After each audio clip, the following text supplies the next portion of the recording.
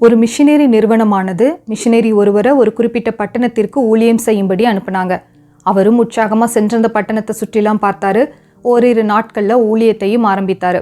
ஆனால் மாதங்கள் பல உருண்டோடின போதும் எவருமே இவரோட போதனைக்கு செவி சாய்க்கல. மக்கள் மிகவும் முரட்டாட்டம் மிக்கவர்களாய் மனம் போன போக்கில் வாழ்ந்து வந்தாங்க. இவரும் தினமும் இடைவிடாமல் ஊழியம் செய்து ஒரு சிலரை கூட மாற்ற முடியலை. அதனால மிகவும் சோர்வுற்றவராக, எனது எல்லா முயற்சியும் பயனற்று போய்விட்டதேன்னு நினைத்தவராக பட்டணத்தின் இன்னொரு பகுதிக்கு வந்தார். அங்குள்ள சாலை அருகில் கல் உடைக்கிற ஒருத்தரை பார்த்தாரு.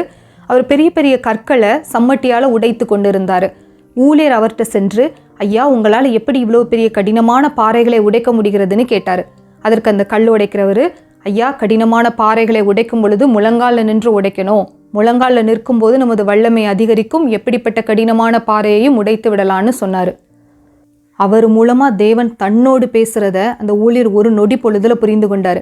உள்ளத்தில் உற்சாகம் அடைந்தவராக வீடு திரும்பினார். அன்றிலிருந்து பல மணி நேரம் முழங்காலில் நின்று ஜெபித்து வெற்றியும் பெற்றார். உண்மைதான்ல, முழங்காலில் நிற்பது தான் வெற்றியின் ரகசியம்.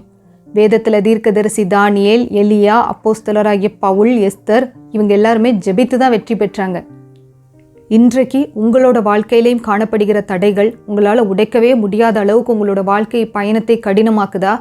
நீங்களும் முழங்காலில் நின்று இருதயத்தை ஊற்றி ஜெபிக்கும் பொழுது மிகுந்த பலனை பெற முடியும். முழங்கால் ஜெபம் பல தடைகளை தகர்த்து வெற்றி பெற செய்யும். மூளை சாதிக்காததை முழங்கால் சாதிக்கும். இன்றையிலிருந்து சாதிக்கலாமா?